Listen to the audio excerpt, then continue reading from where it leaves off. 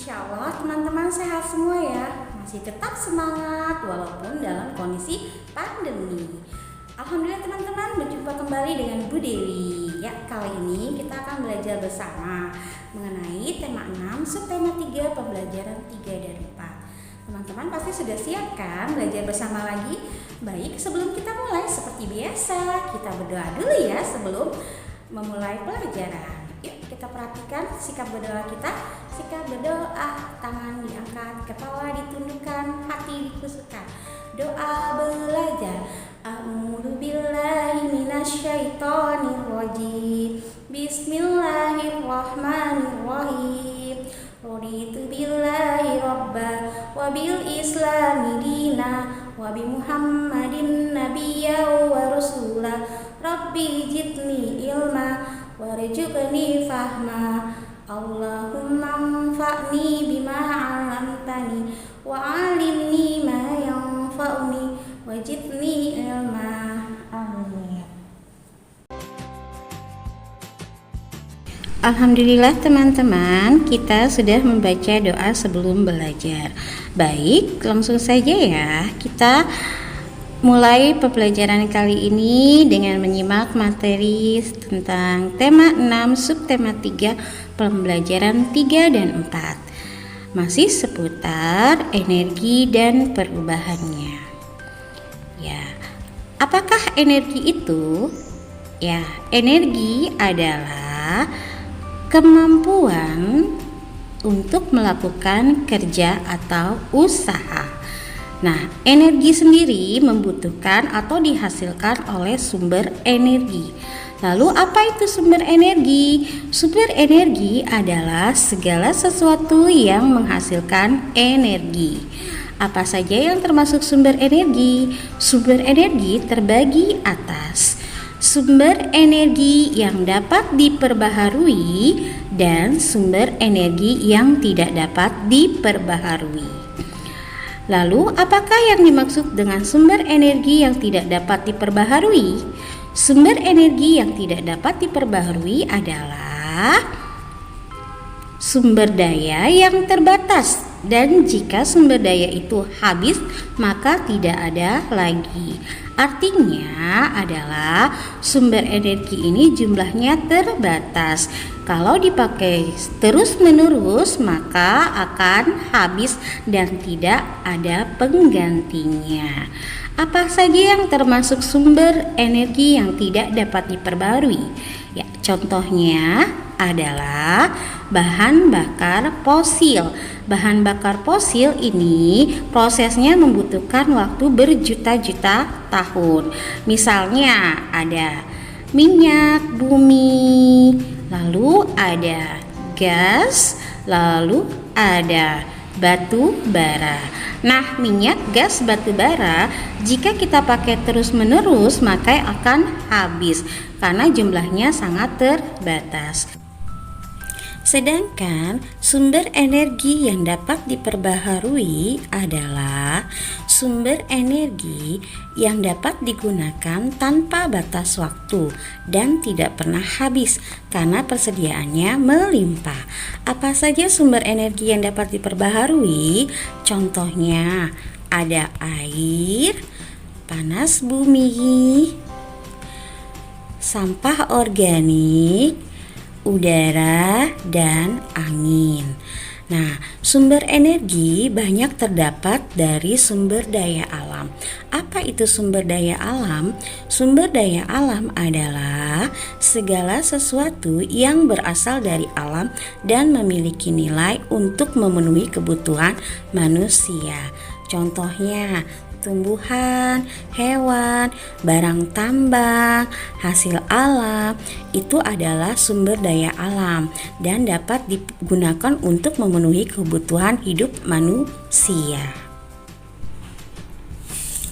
Salah satu contoh sumber daya alam ada sumber daya air. Air merupakan sumber kehidupan, terutama bagi makhluk hidup. Air memiliki banyak manfaat, antara lain yang pertama adalah air digunakan untuk memenuhi berbagai kebutuhan. Misalnya untuk minum, untuk mandi, membersihkan kuman-kuman, untuk kegiatan mencuci seperti mencuci tangan, mencuci piring, mencuci mobil, mencuci baju, dan lain-lainnya. Manfaat air selanjutnya adalah air dimanfaatkan untuk menghasilkan energi listrik. Seperti yang sudah kita ketahui, salah satu energi listrik yang memanfaatkan energi air adalah PLTA, yaitu pembangkit listrik tenaga air. Ada juga PLTG, pembangkit listrik tenaga gelombang laut. Manfaat air selanjutnya adalah untuk irigasi pertanian, yaitu air digunakan untuk pengairan di sawah-sawah. Nah teman-teman, demikianlah beberapa manfaat air. Karena air begitu penting bagi kita semua, maka menjadi kewajiban kita untuk melestarikan sumber daya air. Bagaimana cara melestarikan sumber daya air? Yang pertama adalah kita dapat melestarikan sumber daya air dengan tidak mencemarinya. Nah, usahakan tidak membuang sampah pada sumber-sumber air atau membuang sampah tidak ke kali, ke laut, atau ke sungai-sungai. Karena jika kita melakukan hal ini, maka berakibat air menjadi kotor, menimbulkan bau, dan tidak dapat digunakan. Nah, sebaiknya buang sampah pada tempatnya. Selanjutnya, cara melestarikan sumber air adalah dengan cara melakukan penanaman pohon untuk menambah cadangan air tanah. Cara melestarikan sumber daya air selanjutnya adalah dengan rutin memeriksa saluran pipa air. Kita memeriksa apakah ada saluran-saluran pipa yang bocor. Jika ada, sebaiknya segera diperbaiki. Demikianlah sumber daya air yang merupakan salah satu sumber daya alam. Nah teman-teman, karena air begitu penting, jangan lupa ya kita melestarikan sumber daya air. Selanjutnya, sumber daya alam yang lain adalah sumber daya udara. Sama seperti air, sumber daya udara juga amat penting. Nah, setiap makhluk hidup bernapas menghirup oksigen yang terkandung di dalam udara. Oleh karena itu, karena kita bernapas menghirup oksigen, maka udara yang kita hirup adalah udara yang bersih. Lalu, bagaimana cara menjaga udara tetap bersih? Berikut cara-caranya. Menjaga udara untuk tetap bersih yang pertama dapat kita lakukan dengan cara menanam pohon. Nah teman-teman, dengan melakukan penanaman pohon pada lingkungan tempat di mana kita menanam pohon tersebut bisa bersih akibat tumbuhan tersebut dapat memproduksi oksigen. Oksigen itu diperlukan untuk proses pernapasan ya, karena kita menghirup udara yang bersih. Perbanyak menanam pohon untuk mendapatkan oksigen dan udara yang bersih. Selanjutnya, menjaga udara tetap bersih adalah dengan cara bersepeda atau berjalan kaki. Nah, jika kalian bepergian, sebaiknya kalian menggunakan sepeda atau berjalan kaki untuk mengurangi terjadinya polusi udara. Menjaga udara untuk tetap bersih juga dapat dilakukan dengan cara mengurangi pemakaian bahan fosil, diantaranya mengurangi penggunaan bahan bakar minyak. Salah satu tujuannya mengurangi pemakaian bahan fosil adalah juga untuk mengurangi polusi udara. Seperti kita tahu, asap yang dikeluarkan oleh kendaraan bermotor yang menggunakan bahan bakar fosil itu menyebabkan udara kotor.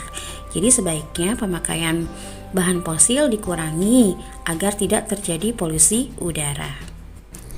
Demikian tadi sumber daya udara. Baik teman-teman, selanjutnya kita akan membahas mengenai masa kadaluarsa pada kemasan.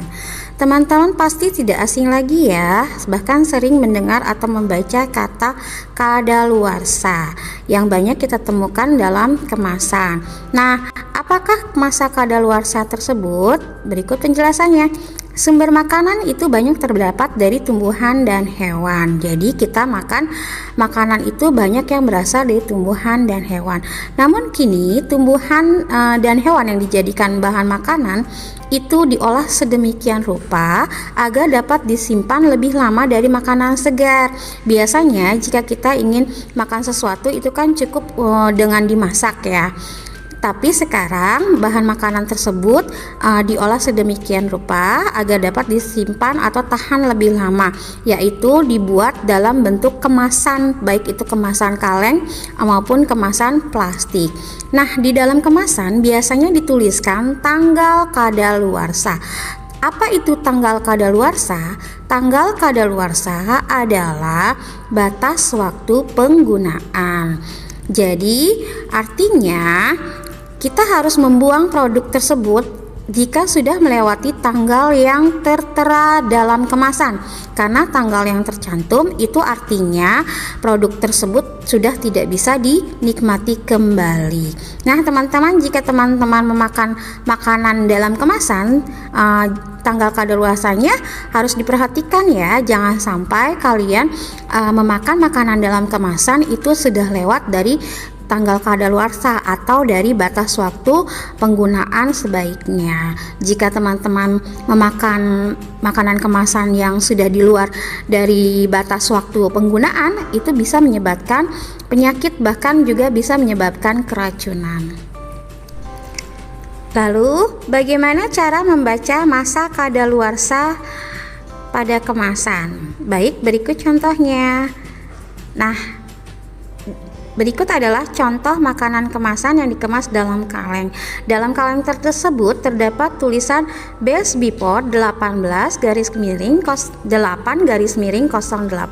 Ini artinya bahwa barang tersebut baik digunakan sebelum tanggal 18 bulan 8 tahun 2008. Contoh selanjutnya, dalam barang kemasan ini terdapat tulisan EXP. EXP itu artinya singkatan dari expire date ya, artinya tanggal kadaluarsa, yaitu tertulis 04/09/17. Artinya barang tersebut baik digunakan sebelum tanggal 4 bulan 9 tahun 2017. Nah, lalu bagaimana cara kita mengetahui bulan 8 itu bulan apa ya? Bulan 9 juga bulan apa ya? Nah, berikut teman-teman penjelasan nama-nama bulan Masehi. Dalam bulan Masehi itu terdapat 12 bulan. Berikut adalah urutannya. Bulan pertama itu adalah bulan Januari.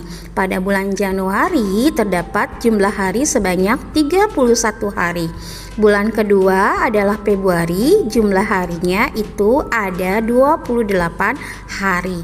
Lalu bulan ketiga adalah bulan Maret, jumlah harinya sebanyak 31 hari. Bulan keempat adalah bulan April, jumlah harinya sebanyak 30 hari. Selanjutnya bulan kelima adalah bulan Mei, jumlah harinya ada 31 hari. Bulan keenam adalah bulan Juni, jumlah harinya sebanyak 30 hari. Lalu bulan ketujuh adalah bulan Juli. Dalam bulan Juli terdapat hari sebanyak 31 hari. Bulan ke-8 adalah bulan Agustus. Pada bulan Agustus terdiri dari 31 hari. Selanjutnya bulan ke-9 adalah bulan September. Bulan September memiliki hari sebanyak 30 hari. Bulan 10 yaitu Oktober, jumlah harinya ada 31 hari.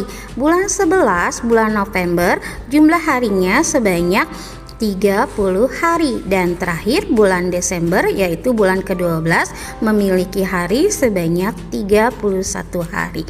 Demikian teman-teman urutan bulan Masehi ya. Jadi teman-teman sudah tahu jika bulan 7 itu adalah bulan Juli, jika bulan 10 adalah bulan Oktober, jika bulan 1 adalah bulan Januari. Lalu bagaimana cara menghitung masa kadaluarsa terhadap suatu makanan? Perhatikan contoh berikut ini. Nah, di sini ada jus kaleng. Pada jus kaleng tertera tulisan base before 180708. Nah, jika sekarang tanggal 12 Mei 2008, berapa lama lagi sisa waktu jus kaleng tersebut dapat diminum? Tahukah kalian bagaimana caranya? Perhatikan penjelasan berikut ini. Ya. Base before 180708. Sekarang tanggal 12 Mei 2008. Jus dalam kemasan baik digunakan sebelum 180708. Artinya, jus dalam kemasan baik digunakan sebelum tanggal 18 Juli 2008. Cara menghitungnya dari bulan Mei, sekarang bulan Mei ke bulan Juli, kita urutkan Mei, lalu Juni dan Juli. Ya, kita hitung di bulan Mei.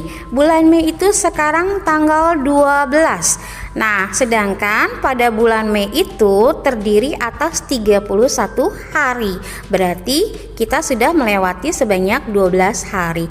Maka sisa bulan Mei, sisa hari di bulan Mei adalah 31, yaitu masa keseluruhan hari yang dimiliki oleh bulan Mei dikurang tanggal sekarang yaitu 12. Hasilnya adalah 19.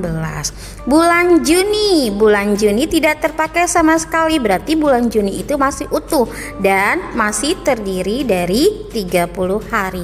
Selanjutnya bulan Juli. Batas waktunya adalah 18 Juli. Berarti sebelum dari tanggal 18 Juli itu masih dapat digunakan. Nah, berarti bulan Juli itu tersisa 17 hari sebelum tanggal 18 Juli. Maka waktu konsumsi untuk jus kaleng tersebut adalah 19 ditambah 30 ditambah 17 sama dengan 66 hari.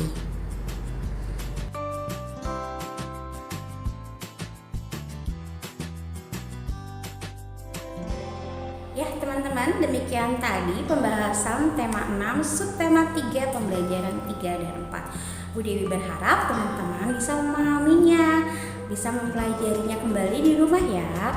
Simak kembali apa yang sudah dijelaskan dalam video ini. Baik teman-teman, sampai di sini perjumpaan kita. Insya Allah kita bertemu kembali di lain kesempatan belajar bersama Bu Dewi lagi. Baik, Bu Dewi mohon maaf jika ada salah. Jangan lupa tetap belajar, tetap semangat, dan jaga protokol kesehatan. Sampai jumpa kembali. Assalamualaikum warahmatullahi wabarakatuh. Dadah.